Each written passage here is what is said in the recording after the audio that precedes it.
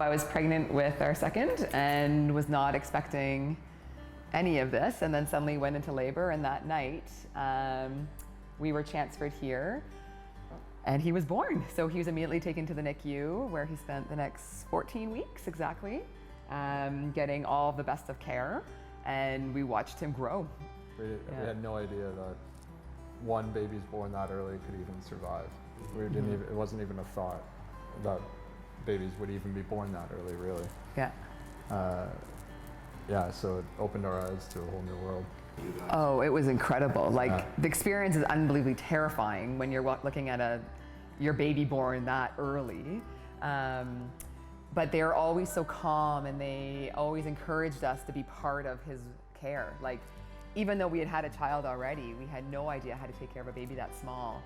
And looking at him, how tiny and fragile he was, but they always said, oh no, you get right in there, you change his diapers, you wipe his bum, yeah. you bath, you bathe him, you do you everything. cuddle him, like, so it was pretty incredible. And they always made sure we didn't feel like outsiders, because you're leaving every night to let somebody else take care of your child. But we could call in the middle of the night. They would call us. They celebrated the milestones just as we celebrated them. So, and what we're trying to buy as a team is one of these new giraffe Omni beds.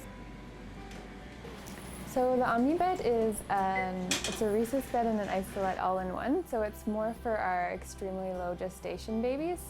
So we take babies as low as 22 weeks, and when they're born, I guess it was identified that the biggest stress is moving them from the rhesus bed into their isolette. So this way they can do all the initial procedures and resuscitation, and then it's all in the same bed. So they'll just, like, the whole cover comes off and then it goes down after they're done the recess, and the baby stays in that bed, and it's minimal handling and minimal moving. Okay. Yeah, and I think a big part is letting people know that the NICU exists. Like, we know so much about CHIO, that we don't realize that babies born here who are ill, who need any type of assistance, moms need assistance, for example, or if it's a baby born premature, they don't realize that babies stay in the NICU, that we didn't even know about the NICU. Yeah. So I think that's a big part, is that letting families know that this place exists, and a lot of the good they do is here. A lot of the good they do is here at this hospital. Yeah. So while we assume everything goes right to CHIO, it's the NICU that really cares for these tiny, tiny babies.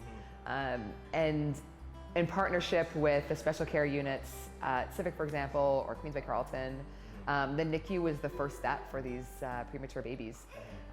So it's really important that we support this cause.